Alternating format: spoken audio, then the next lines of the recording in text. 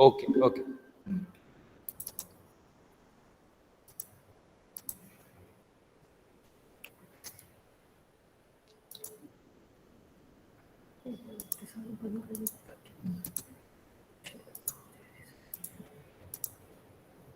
ये तो बंद कर आउटलुक से नहीं किया हुआ उससे। अच्छा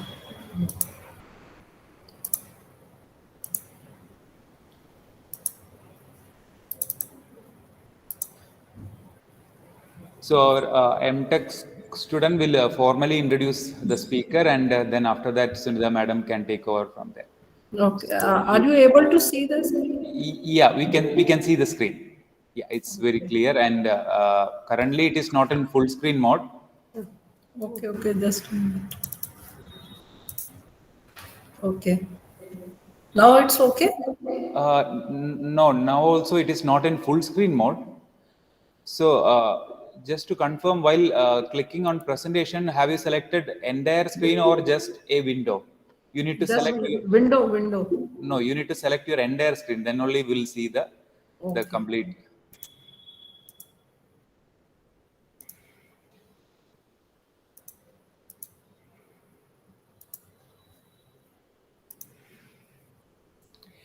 Yes. Yeah, now is it okay? Yeah, now it is clearly visible. We can see it as the full screen. Okay, so I invite our MTech student to introduce the speaker to the audience. Good morning, everyone. Welcome to the fifth day of AICTE Aadhaar-sponsored online FTP. Today's first session is about smart grids in India. The speaker of the session is Dr. Sunita Chauhan, presently working as the Chief Manager of Power Grid Corporation of India Limited. She has been working with the Power Grid Corporation of India Limited for the past 28 years. She is graduated in electrical engineering from Devi Ahalya Vishwavidyalaya University, mastered in digital technology and instrumentation from Devi Ahalya Vishwavidyalaya, and doctorate is in power systems from IIT New Delhi. She has been recognized and awarded by Power Grid Corporation several times for her excellence in corporate governance, environmental and sustainable development, and innovation in tower management. Now, I welcome Dr. Sunita Chauhan to begin the session. Ma'am, please. Okay. Thank you, madam. And good morning to all. So sorry I got some delay, but let us start without wasting any time. So my topic is smart grid in India. So here we will see that what developments have been done in India in this area. So the outline of my presentation is smart grid in generation, transmission, and distribution, and what are the emerging trends, and then we summarize this presentation and what are the benefits. So before we start, the first of all, the need arises that what is the requirement of smart grid. So for that purpose, we have to understand the perspective that in which what are the challenges, why we need smartness in all the areas of generation, transmission, and distribution. So if you see the energy perspective, so per capita consumption of electricity, if you see in past almost 10 years, then you can realize that it is almost doubling. And there has been a rapid urbanization also along with higher industrial growth. And as we all aware, in past, you must have heard about the coal crisis. So those things are now earlier we used to listen that after some time this coal stock will be over and then we will face the problem. But now the time has come, we are already facing the problem. So this is a major challenge that we have to address. And at the same time, the peak demand is increasing as well as now we are exploring some other areas of energy where we can meet this demand. So installed capacity is also increasing. You can say see in these graphs that how it is increasing. And when we go to the national power scenario, here we can clearly see that the new generation, that is the renewable generation, is now making a quite you can say a major share. That earlier it was very less of the order of maybe 5%, but now a major shift has been in this uh, power. You can say that the conventional energy is now getting replaced by the renewable energy. That we have now we can appreciate that because of the coal crisis, and the coal will not last for long. We have to explore other sources of energy, which comprises of solar, wind, biomass, and small hydro.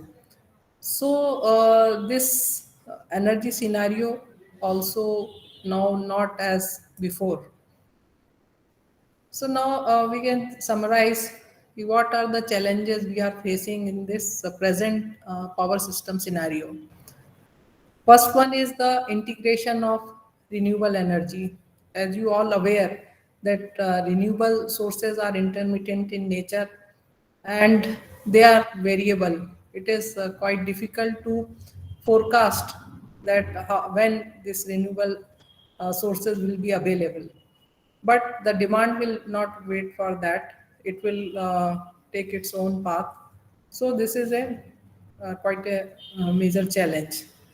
And complex and large power system, as you have seen in the previous graphs, that now this generation capacity is to increase to 600 gigawatt by 2031.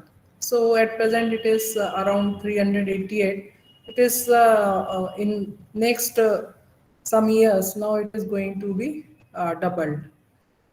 And as earlier there was a regional operation, like as power system is divided into 5 regions, namely northern, southern, western, eastern, and northeastern region. But now we have one nation, one grid. All these regions are now synchronously interconnected. So it makes this power system very, very large, and it has got its own complexities and problems.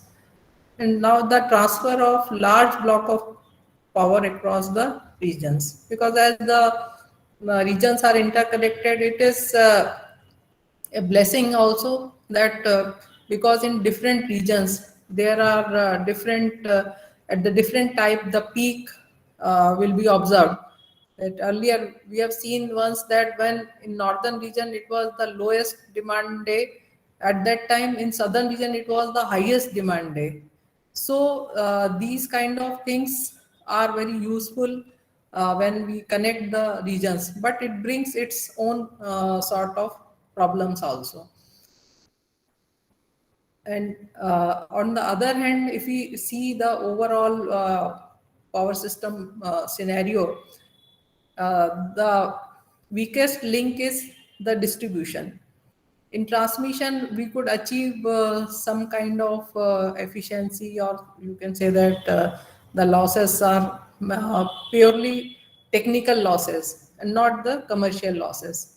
But when you see the distribution part, it is really it needs a lot of you can say that lot of work is to be done in this area, because the quality of power supply is very poor. We are not able to maintain the desired voltage and frequency. And this aggregate technical and commercial losses, on average, they are 27%. And in some areas, like Jammu and Kashmir, it is as high as 60 to 62%. That means the technical losses cannot be like this. These are surely the commercial losses, but something has to be done to reduce these losses. And at the same time, as distribution sector is facing problem, at the same time they have very poor financial health, because whatever energy they are selling, they are not able to realize the revenue out of that. So that again making this problem very severe. So with that, we can it emerge that we have all these challenges in all the areas, like in be it generation, transmission, or distribution. So to meet these challenges, now it is very much required that we implement some technologies which are coming under the smart grid technologies to make these challenges, to meet these challenges, and improve these sectors, the operation of these sectors. So now, what do we need to address these challenges? Now, the energy for energy access and security, we have this high level of renewable penetration. So, as we have already said, that these are intermittent and variable in nature. So, to uh, maintain the balance, we have alternative sources also, like batteries. Otherwise, whenever suppose the renewable generation is not available, but demand will be there, and in case that demand is not met, then again we will face the problem. So these kind of infrastructure should be in place so that we can utilize these renewable sources.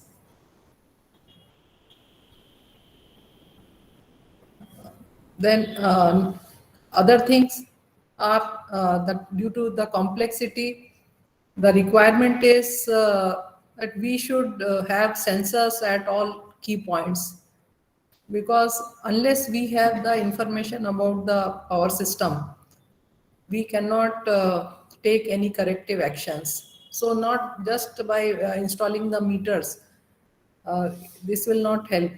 We should have real time information about the other system also, like the SCADA system, or the you can say that remote terminal units for bringing the voltage and frequency and other parameters, megawatt, megawatt, all these things are required.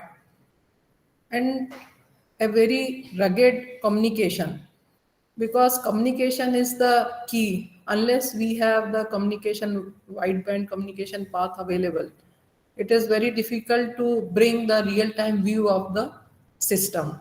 So communication is also it's a necessary infrastructure, like electricity. It is now has become a critical infrastructure in our other parts of life also. And then the we should have some automated ways to handle this information and predict problems. As you are aware that in power system, everything will happen in you can say that this relays and other things, these operations are taking place in less than 80 milliseconds or 60 milliseconds.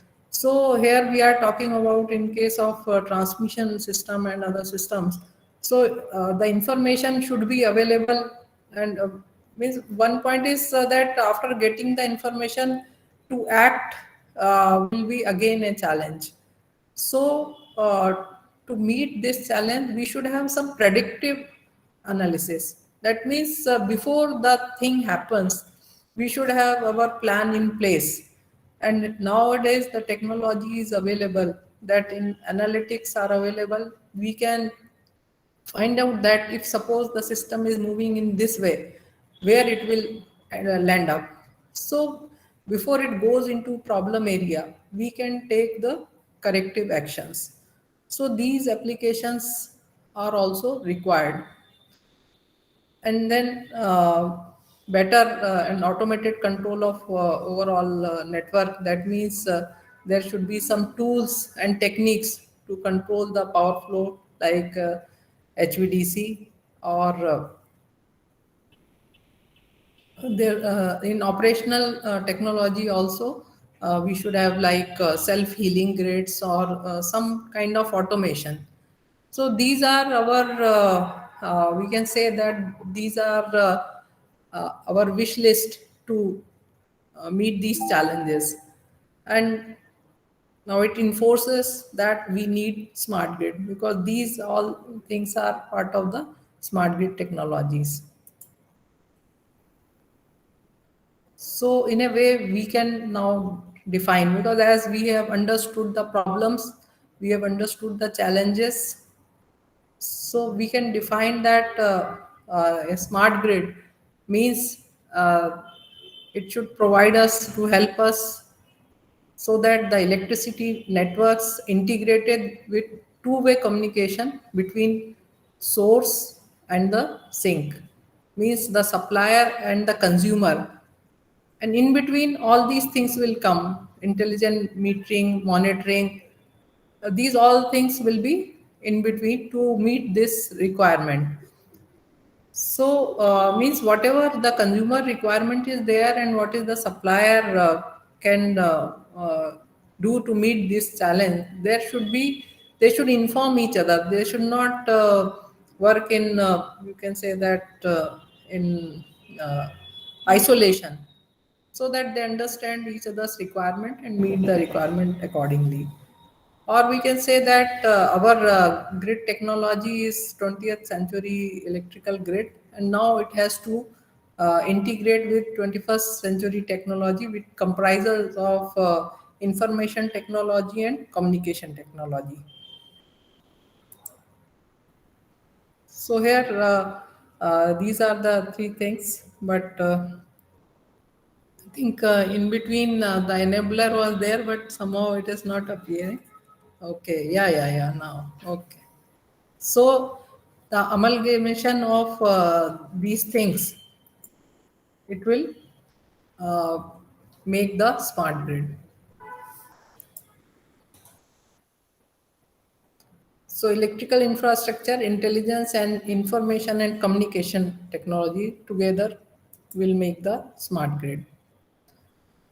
So this is the electrical infrastructure, where we have generation and transmission and distribution going up to home, and the intelligent infrastructure is the SCADA communication, and applications, various applications, metering.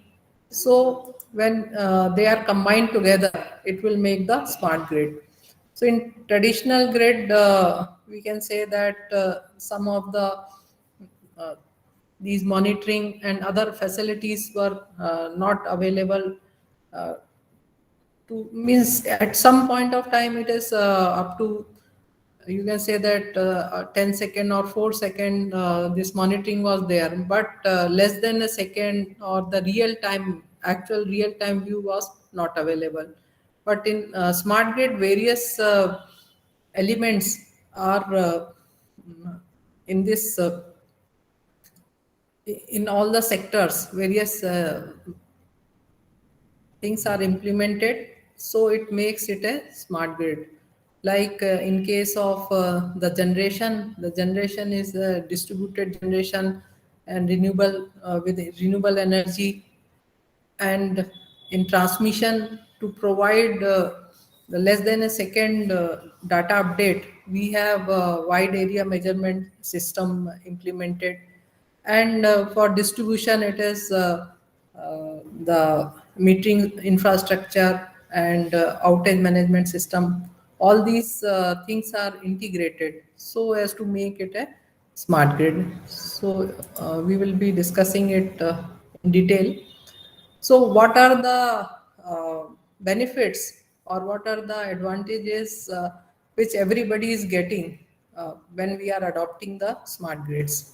So, for utilities, definitely the reduction of transmission and distribution losses as and this commercial losses also that will be reduced, as now we have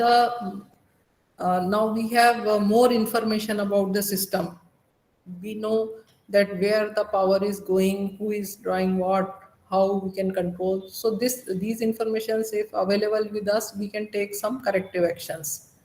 Then peak load management and reduction in power purchase cost, as in renewable energy now the cost has already come down.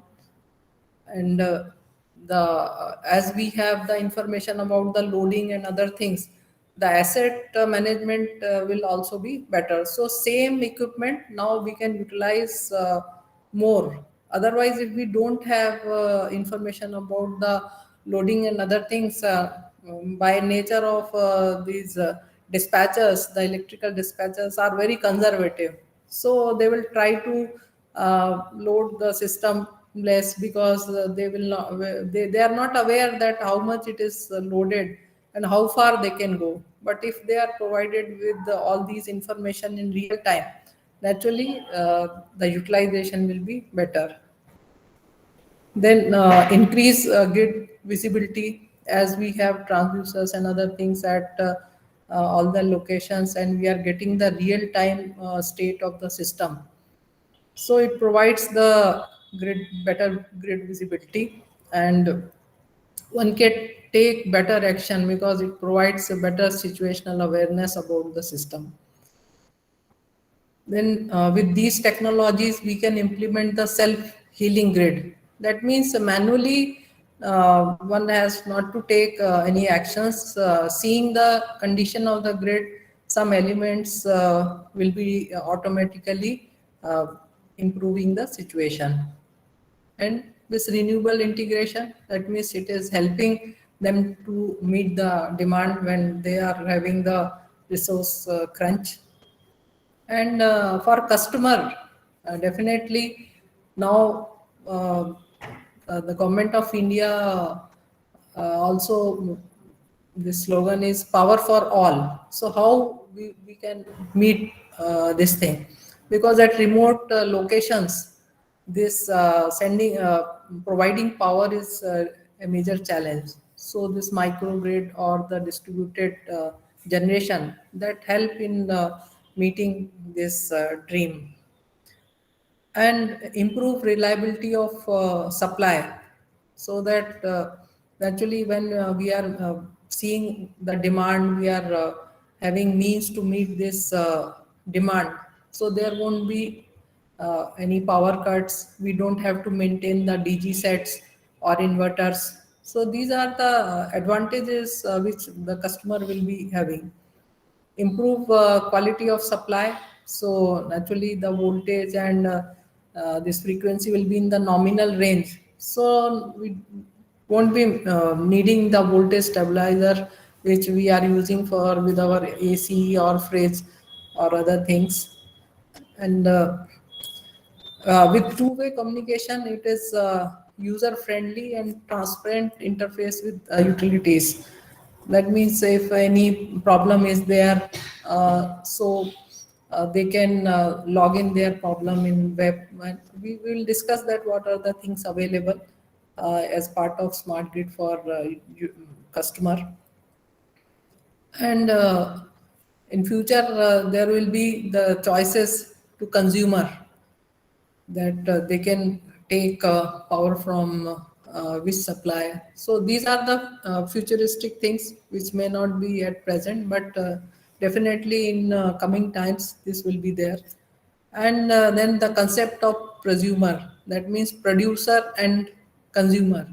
That means at a one time, when with this solar rooftop and other things, one time it will be consuming, and at the other time the customer may be supplying to the grid. And option to save money by shifting loads from peak period to off peak, means if the time of the day tariff mechanism is available, then definitely they can shift their major load requirement like washing machine and other utilization of gadgets, so that they have less tariff. So these are the things, these will be enabled when we adopt all the technologies. And for government and regulators, definitely major requirement is the satisfaction of customers. So with all these advantages, definitely customer will be more satisfied. And by realization of the commercial aspect, the utilities like distribution utilities, which are facing the financial crunch at this time, they will be in a better position. And then the tariff mechanism and other things will also make the sector better. And overall the carbon emission, that will be reduced. So these are the things which government and regulators are getting benefit out of the implementation of these technologies. So, Power Grid is also going for the smart grid technologies in various areas. So, we have implemented the countrywide wide area measurement system for better grid management. As I have told you that we earlier was having SCADA system, supervisory control and data acquisition system. So in that, we were getting the data update time of 4 to 10 seconds. But implementation of WAMS now enabled us a better view of the grid, and it provides data within a second. And we will discuss it in detail. Just a snapshot of what Power Grid into in the smart grid area. Then home energy management and microgrid. So we have developed some products for home energy management and controller for microgrid. Smart grid implementation. So Dholera under Delhi Mumbai Industrial Corridor was taken up. And new opportunities in energy storage. So we are exploring this energy storage, that what are the better technologies for this to meet this requirement. And this green energy corridor, these are the a comprehensive plan which is developed because the integration of renewable capacity addition is about 43 gigawatt till 2030. So how this will be met, this report, or we can say a plan, it covers all the integration for transmission line, what transmission corridors to be made for the states where this renewable energy potential is high. And smart grid pilot project in Puducherry. So here we have taken up this utility for it is a showcasing of all the smart grid technologies and what we could see in the small scale. But here in a particular utilities, all these are implemented. That also we will see. And smart grid projects, Power Grid is providing consultancy to various states like Rajasthan, Chhattisgarh, Uttar Pradesh, Uttar Haryana, Puducherry, West Bengal. So the utilities which are implementing some smart grid projects, so Power Grid is providing the consultancy. And SCADA and DMS projects, that also we have implemented in various towns. And at the same time, to promote smart grid technologies, Power Grid has set up a smart grid knowledge center at Manesar near Gurgaon. So here for sharing of knowledge and some kind of showcasing of smart grid technologies also set up here. So we have provided training to some utilities. I think more than 500 people have got training under this smart grid knowledge center. And Another is desert power 2050 to utilize the potential about 300 gigawatt potential is there in the uh, this desert area, Thar Desert, or in uh, Jammu and Kashmir area, Ladakh. So in that, lot of potential is there in Gujarat. So these plants are also developed. And for Green Delhi rooftop solar, that plants are also developed by Power Grid. So now it is clear that when we talk about the smart generation, that is, we are talking about the renewable energy, distributed generation, and microgrids. And smart transmission means VAMs, wide area measurement systems, which are the Synco phaser technology. And in smart distribution, we have advanced metering infrastructure, outage management system, peak load management, power quality management, electrical vehicles, and energy storage. So these are the attributes in all the three sectors. So we will cover it. So the renewable energy target is 175 gigawatt by 2022. So out of which 100 megawatt is the solar, and this 20 gigawatt is supposed to be uh, met by the solar power parks, and 40 gigawatt by distributed solar, and 40 gigawatt from rooftop solar, and 60 gigawatt through wind. And other requirement will be met by the other sources like biomass and small hydro. So these 34 solar parks are coming up in 21 states, which are having the renewable energy rich states. So with that, we are going to meet this requirement. So this is the target. And if you see the in past years, what is the renewable penetration? So earlier, as I've told that this was very less percentage, but now it is going on increasing. So in 2014, from 13% to now in 2022, 35% of the total generation will be from the renewable. So then it is very much required to meet the challenges of this renewable integration, as these are variable, intermittent in nature, and predictability is also partial. That means up to some extent we can predict, and these are available at a particular location. That means only if the wind potential or the solar potential is there only we can set up these generating stations. And they will come up very fast, 9 to 12 months, short gestation period. So we have to be ready. All the transmission and other things are ready by that time. And this the problem of reactive power will be there for these renewables. So these are the challenges.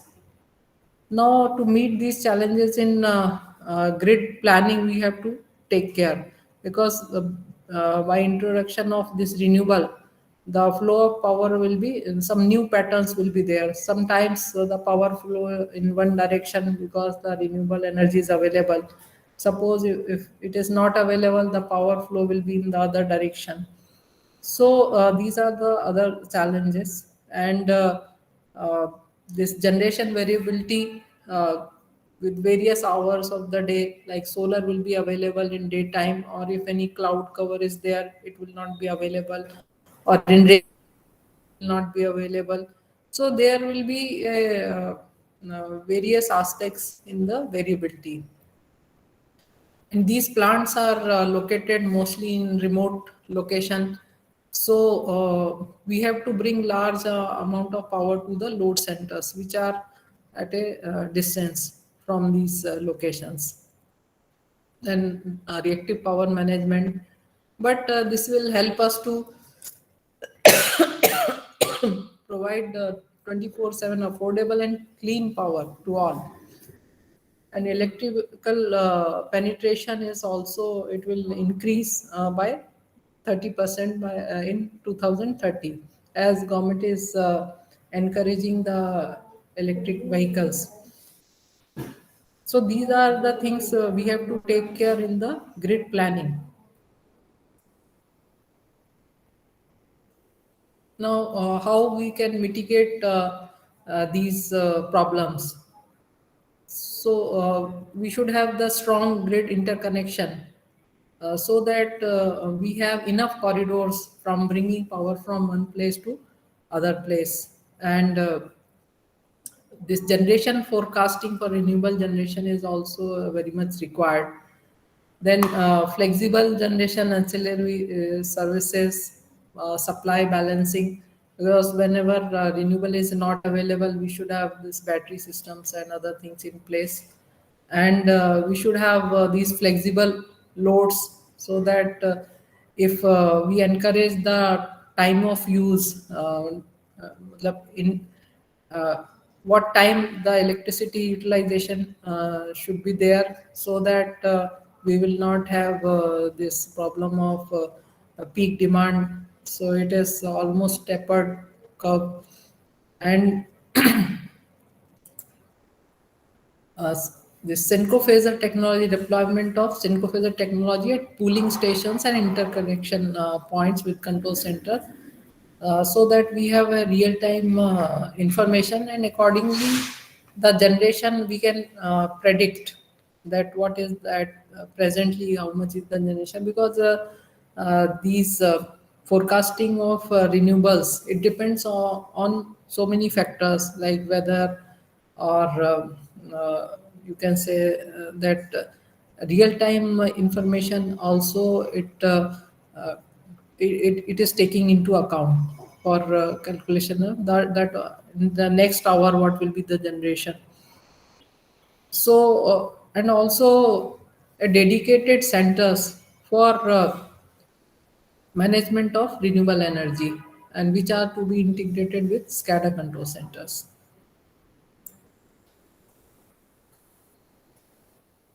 So these are the just planning what we are going for the renewable energy. So these are part of the green energy corridors which are coming already established. And so part of this green energy corridor, so renewable energy management centers were also thought of, because now it is having a high percentage. So, and this required very, you can say in real time operation, attention is to be paid to the renewable sources. So, as part of this scheme, we have implemented now 13 number of renewable energy management centers at in 8 states, and 3 regions, and one at the national level, and one at energy management center at Andaman. So these states are shown in here. So in Rajasthan, as a in western region, starting from the northern region, in northern region in Rajasthan, and the regional load dispatch center is NRLDC at Delhi, and NLDC also in Delhi. So these 3 centers were set up in northern region, and 4 centers were set up in western region in MP, Gujarat, Maharashtra. So these are at the state level, and WRLDC, Western Region Load Dispatch Center, at the regional level. And in southern region also, we have in Telangana, Andhra Pradesh, Karnataka, Tamil Nadu, because these states are renewable energy rich states, and at SRLDC at the regional level. So these centers are helping us in forecasting of RE generation, and they are real-time tracking of these RE generation, and then they are also scheduling of these generation according to the requirement. So, when we talk about the renewable energy, then at the same time, we have to talk about the battery energy storage system also. So, in Puducherry, we have showcased different types of technology for this battery energy storage system, and different kind of advanced lead acid and lithium iron phosphate, both type of solutions are tested in this, and each system is having a 500 kilowatt to 50 kilowatt hour, and we have this frequency regulation and energy time shift also implemented.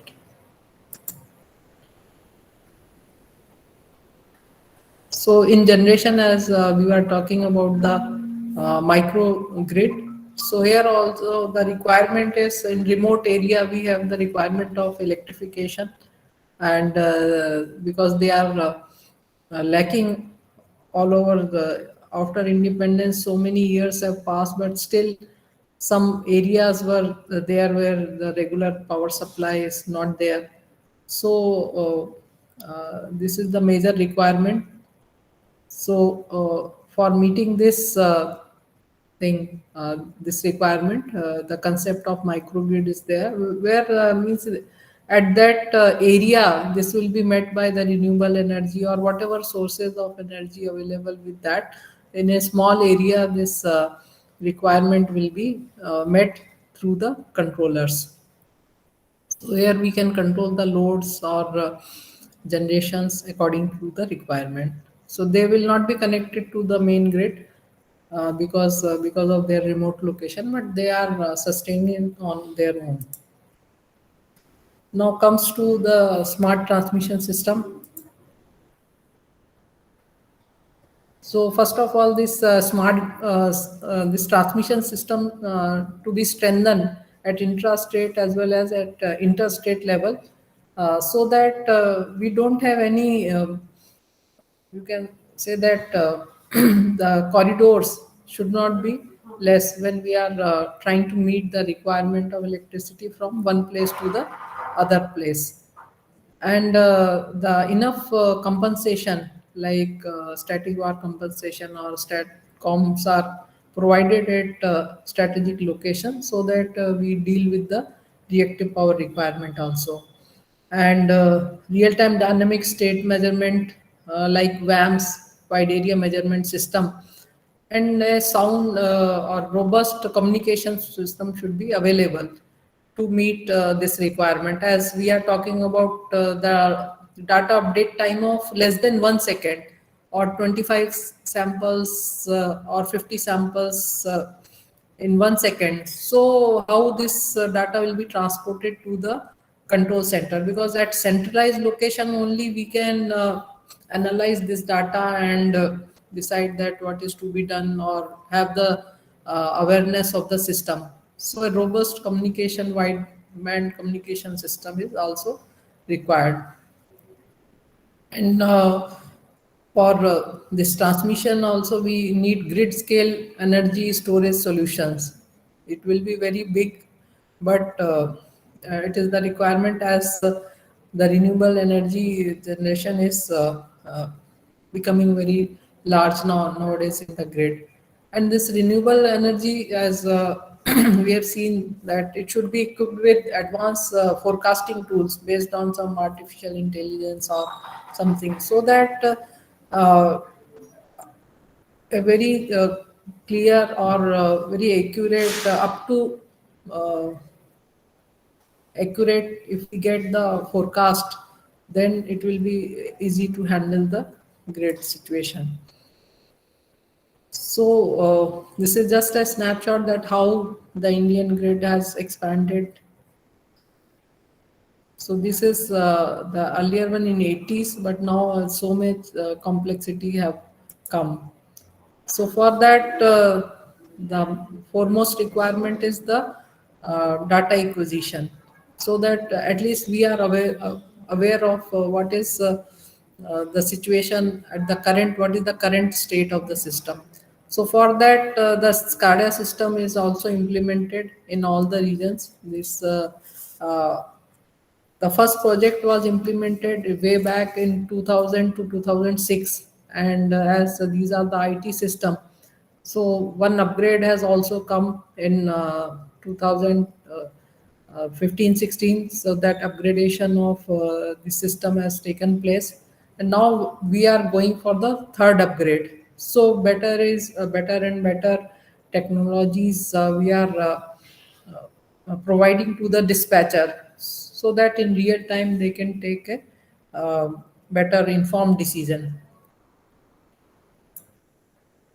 And along with that, because if you compare the SCADA system or the WAM system, it is like the X-ray and MRI. So both the things will exist together.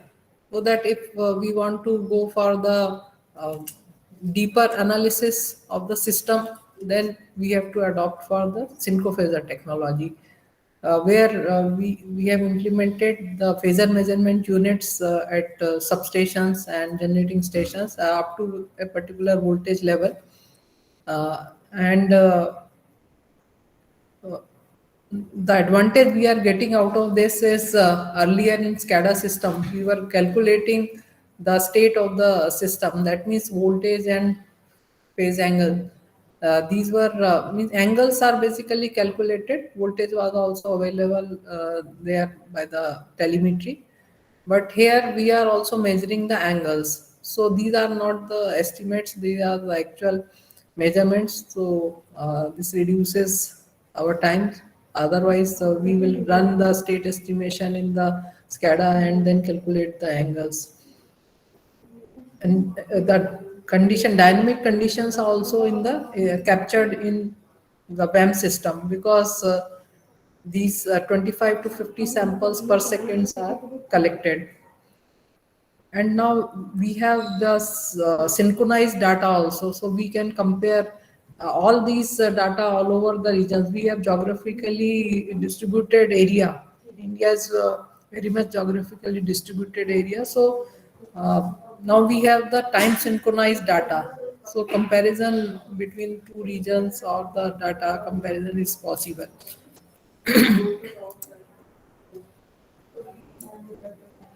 Sorry, I think I have Priya, just go back. I have to Yeah, some slides were missed. so some slides are missed. Yes, thank you. Okay. So now we have higher resolution time synchronized data, and with that we have used some analytics also. We are able to calculate the percentage damping and some sensitivity and the angle difference and transmission capability, because this angle difference shows the stress on the system. So all with calculation of these things, the better situational awareness is available to the grid operator. So earlier we have done in 2000, around 2010, we have done a pilot projects where we have implemented some 50-60 PMUs, but based on their you can say that based on those results, we found that this is very much useful. So we have implemented a full-scale pan-India basis, where in the state utilities and in interstate transmission network, these PMUs are implemented. So around 1400 PMUs are installed in generating various generating stations and transmission stations, or 400 kV and above stations. And we are getting the data at there are total 32 control centers where these measurements are available. So if we compare the SCADA measurement, so we are not having the details that in between what has happened to the system. But in PMU, we have each and every event captured because of its higher resolution. So earlier it was 4 to 10 seconds, but now it is less than a second, because we are capturing, at present we have configured it to 25 samples per second. So in around 40 millisecond, we are getting a new set of data. So just a visualization of now we have the state measurement, exact state of the system.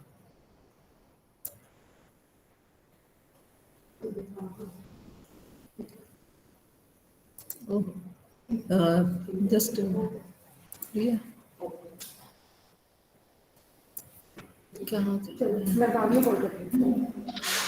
Screen stop. No, it is minimized. So Okay, just yeah. Okay. Okay. minimized. Okay. Okay. Yes. Now this is just showing the hierarchy, how the data is reported at different control centers.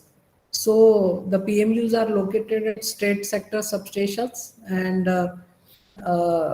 in the they are reporting to these master stations at SLDCs, state load dispatch centers, and then this data is going to the RLDCs. So we have 5 RLDCs, and then again it is going to NLDC and backup NLDC.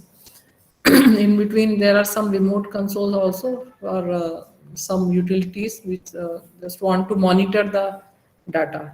So this way, we have this hierarchical system for VAMs, and this project is called a Unified Real-Time Dynamic State Measurement Project. So these are some benefits of this project.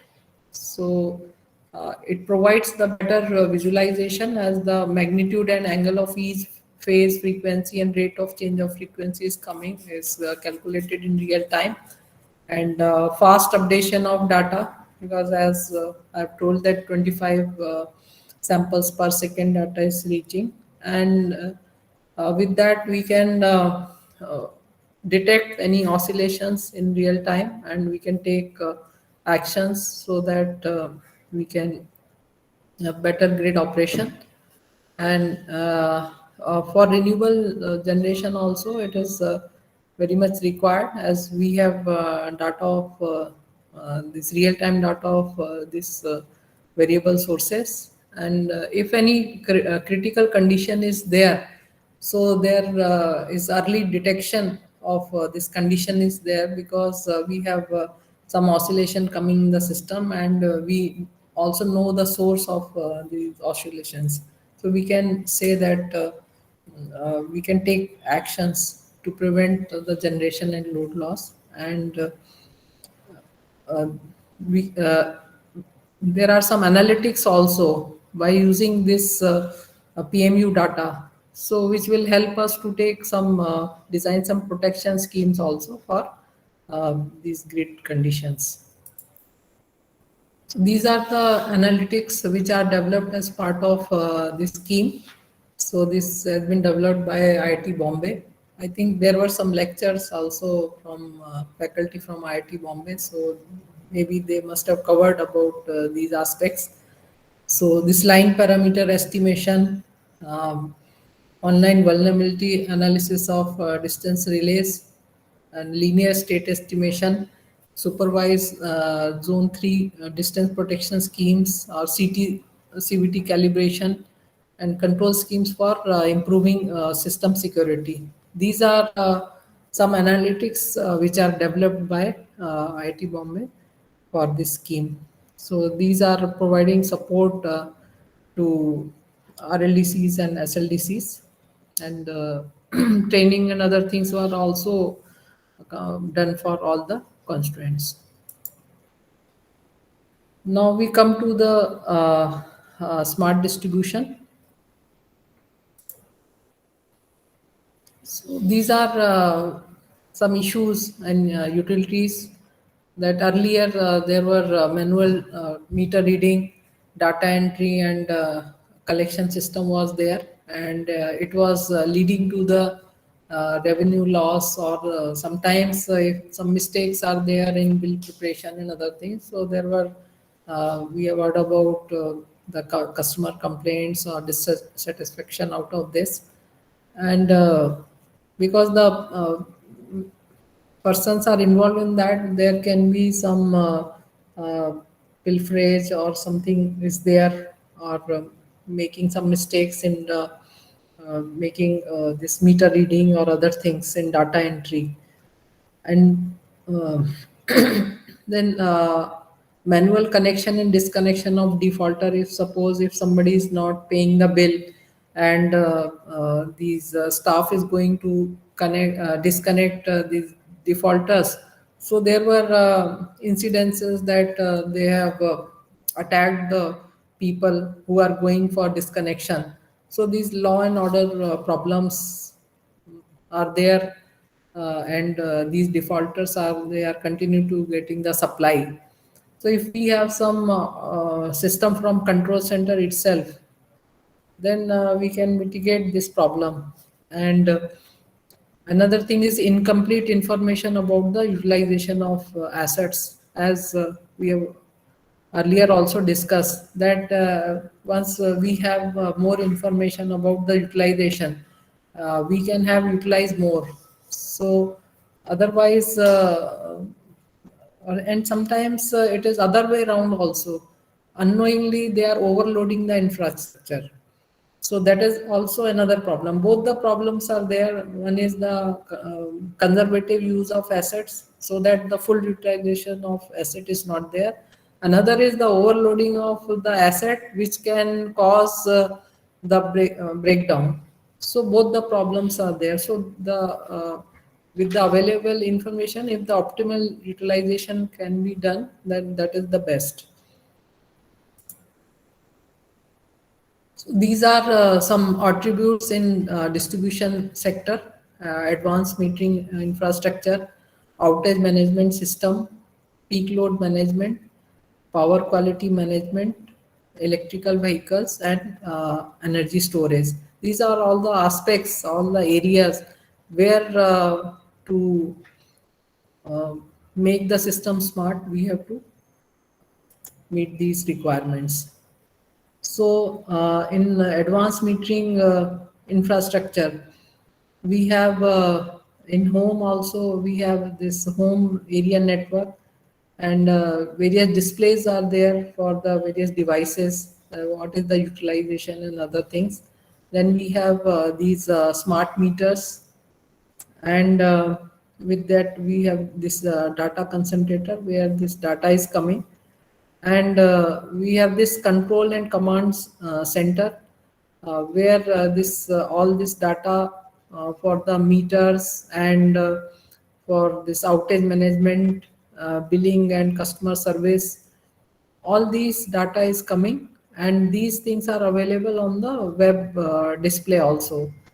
So this all things combined together will help the utility to take the proper actions.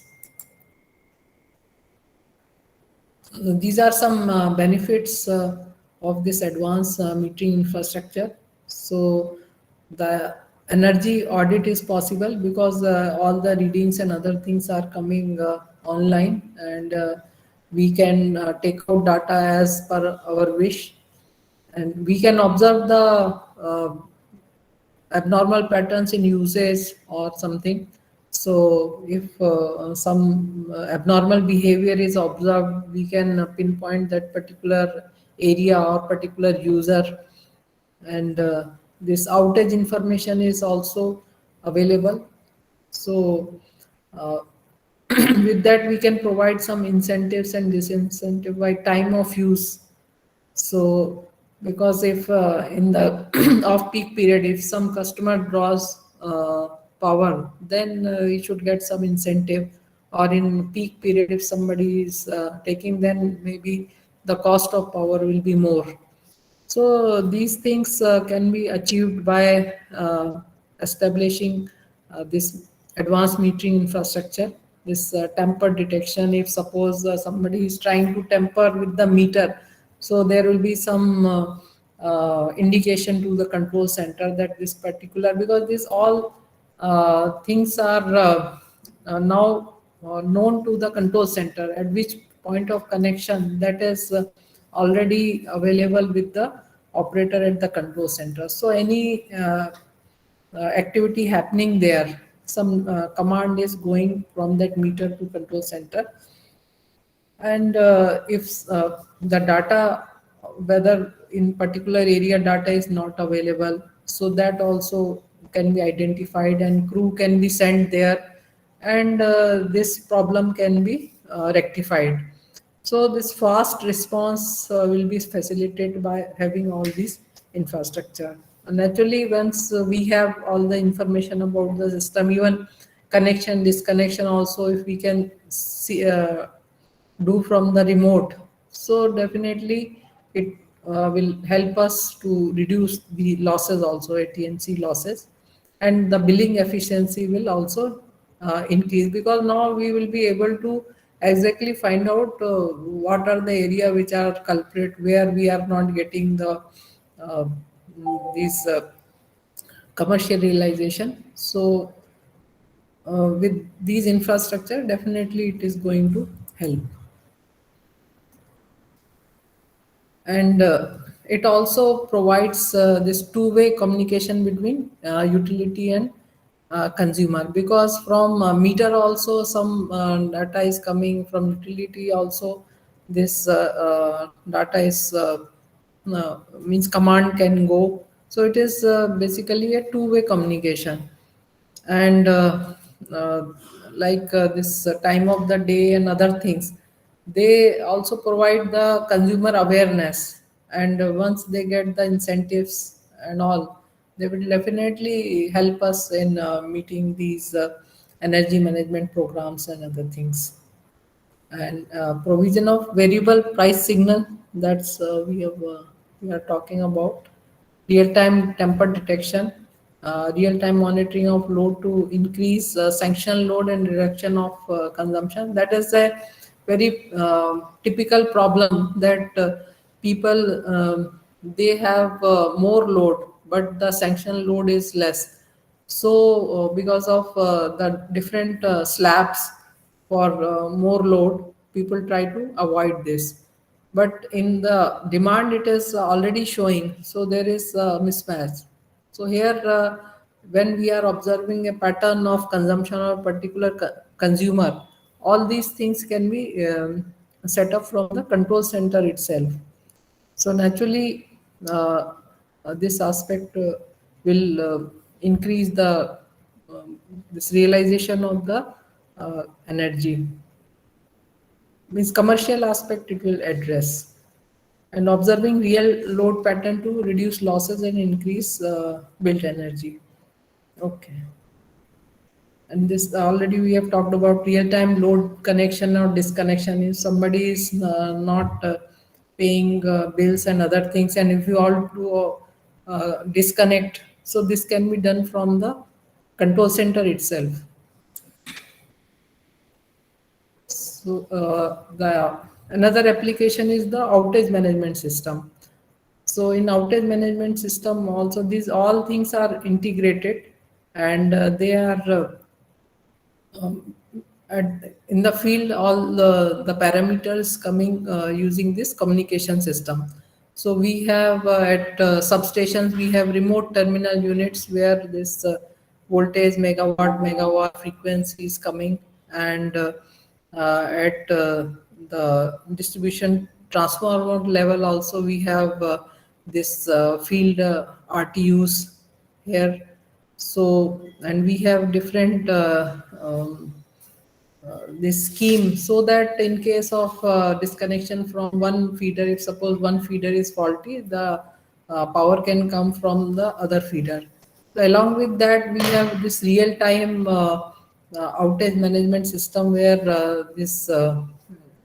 any complaint coming from the consumer, it is coming to this control center, and then they are taking the suitable action that near to that consumer or near to that problem area, some hubs will be there where this maintenance crew will be there. So whatever is nearby to that location, that crew will be sent, and it can just take care of any faults and maintain the system. So what will be the benefits of to utilities? So these benefits we have already discussed also. So definitely outage reduction will be there, and billing and efficiency will be there, and it will increase the customer satisfaction. And prepaid metering concept is also there. That means whatever energy you want to consume, you have those prepaid meters, so that this billing and other things, the problems associated with that will not be there. So these are all aspects which are going to, in some places it has come to reality, and in other places it is under process. So definitely, this will improve the distribution system as a whole, because as the financial health of the distribution system will improve, they will invest in adopting new technologies, and the further the system will improve. These are the benefits to consumers, that if they get benefit, they get less energy bill by adopting some of the behaviors, then definitely they will be more happy. And if the restoration and other things also happens fast, suppose we cannot avoid the faults or trippings, but if the restoration is done very fast, then naturally the consumer or the customer will be very happy. And about the load cutting and other things, if with the SMS or mail alert, in some areas it is coming also, it is a reality, it is coming, but not in all areas, so that we are aware that up to this point, this time to this time, there will be a load shedding or there is some problem. So these things can be possible only by adopting all the this data acquisition outage management system. With that only we can achieve these things, which are very helpful for the consumer. And 24/7 customer support from control center. Suppose there is some fault or something, so at least we can log in our complaint, and at the earliest it can be addressed, then nothing like that for the consumer. So overall, by having all these facilities, the customer satisfaction will improve.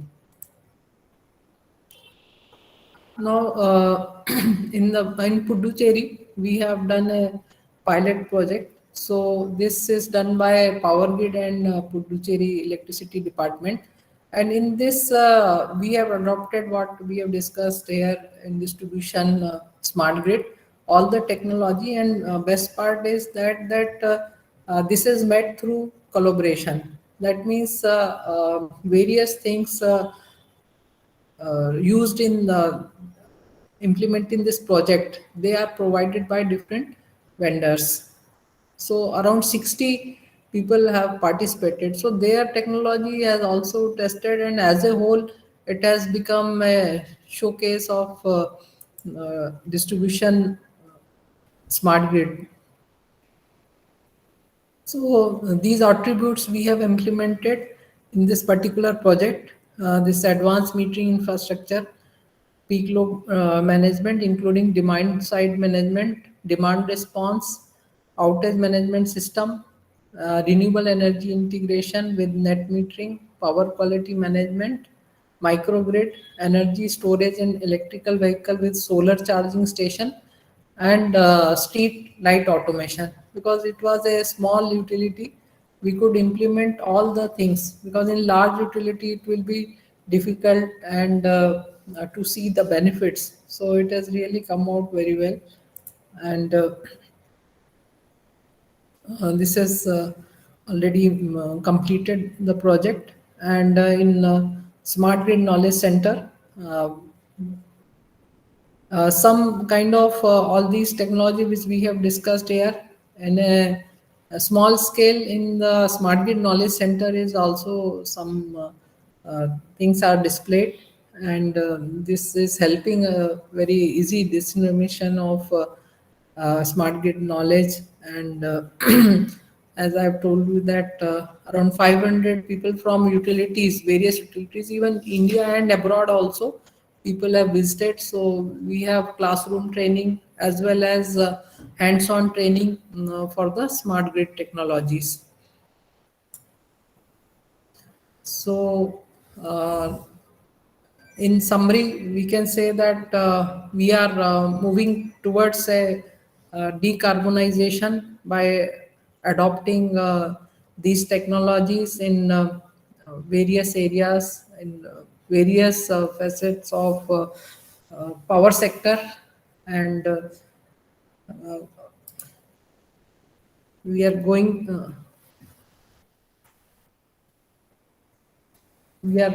towards decentralization using this distributed storage, solar microgrids, demand response, and digitization at the same time by adopting smart metering, automation, smart appliances, Internet of Things. And with this cyber security also, it is imperative, because once you go for digitization, you have to be take care of the cyber security aspects also. And in decarbonization, we are adopting the renewable integration, electric vehicle, and vehicle to grid or home.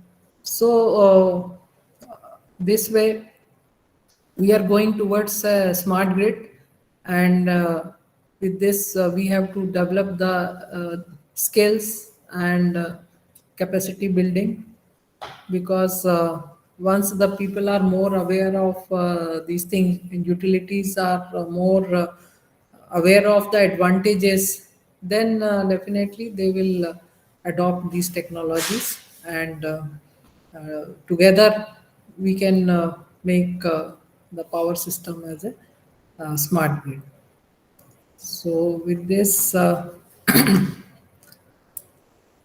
thank you very much for giving me opportunity to present my thoughts on smart grid.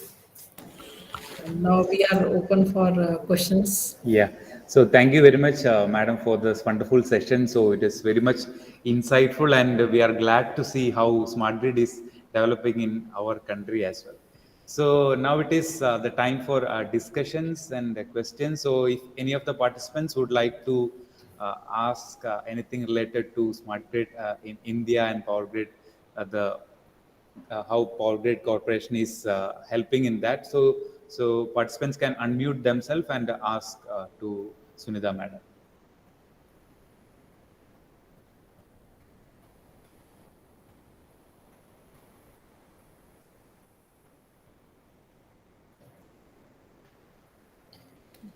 Okay, so I think there are no Hello. not much. Yeah. Excuse me, sir. I want to ask that, ma'am, how much means what is your prediction that at what time up to this smart grid concept will implement in India? Because it is going theory part is going on.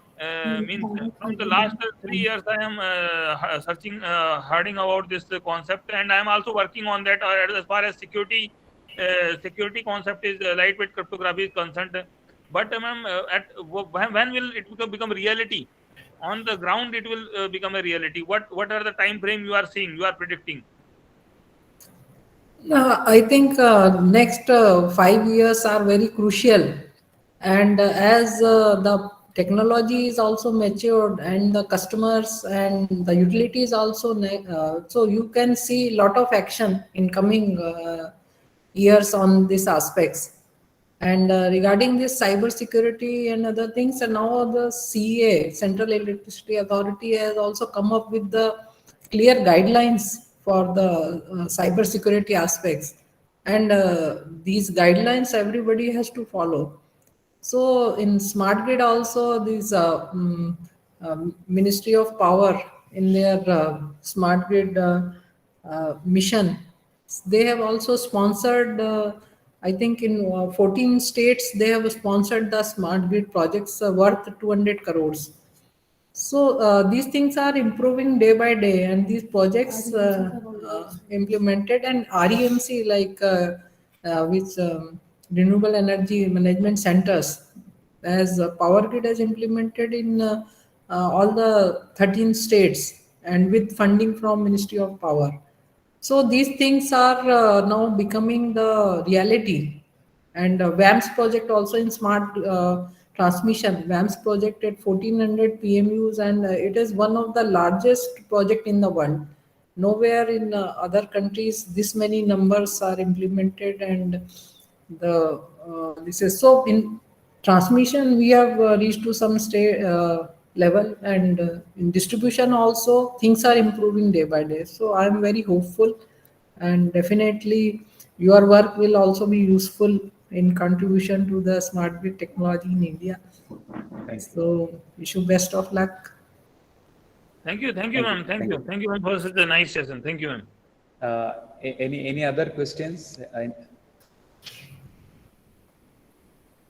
Yeah, so I have few basic questions. So I haven't heard of this green energy corridor. So can you elaborate on what is this green energy corridor all about? Yeah, this actually green energy corridor. It's a plan for you can say that in 12th plan about this 43 gigawatt capacity was envisaged mainly from this wind and solar, and this has to come from the renewable rich states like Tamil Nadu, Karnataka, Andhra Pradesh, Maharashtra, Gujarat, Rajasthan, Himachal Pradesh, and Jammu and Kashmir. So here, this infrastructure planning was done that these corridors will be set up, which will bring this renewable energy from these sources, renewable rich states. So you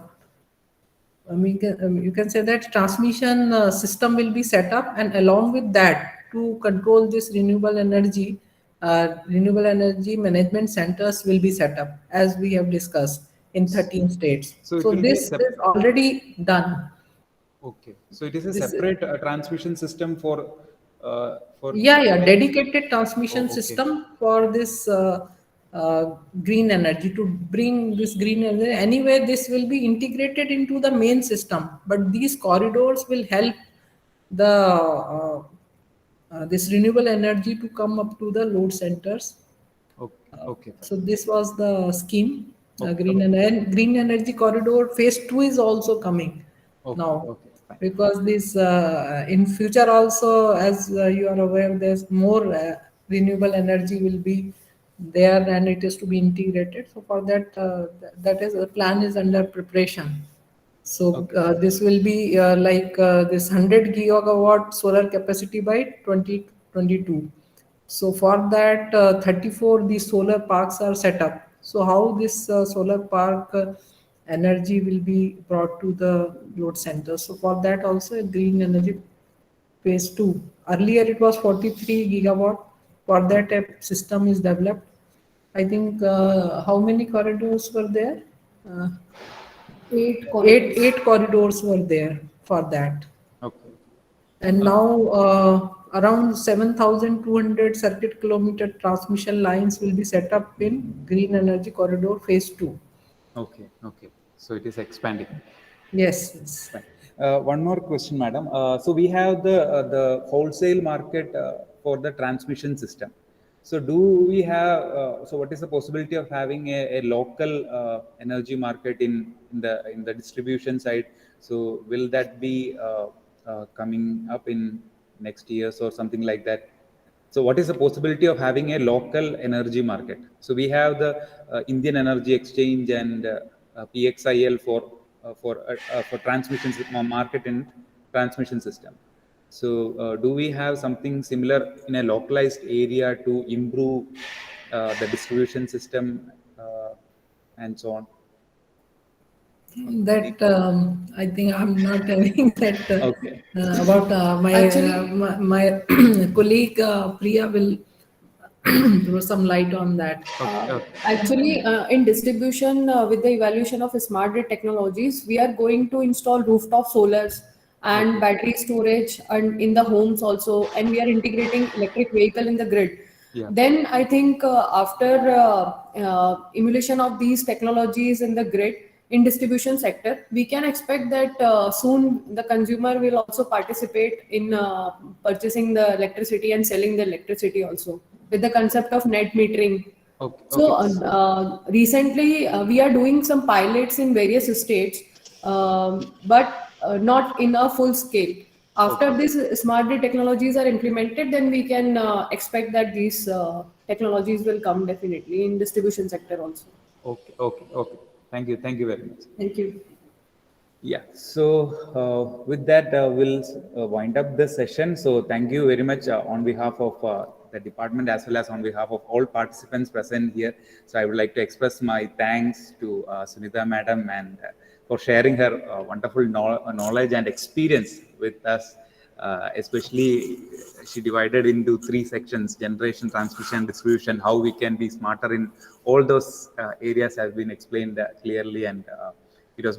I am sure that it is beneficial for all the participants, and I would like to express my thanks to Sunita madam. Thank you very much, madam. Okay. Thank you, Dr. Matthew, for giving us opportunity to present this session, and it is a very good.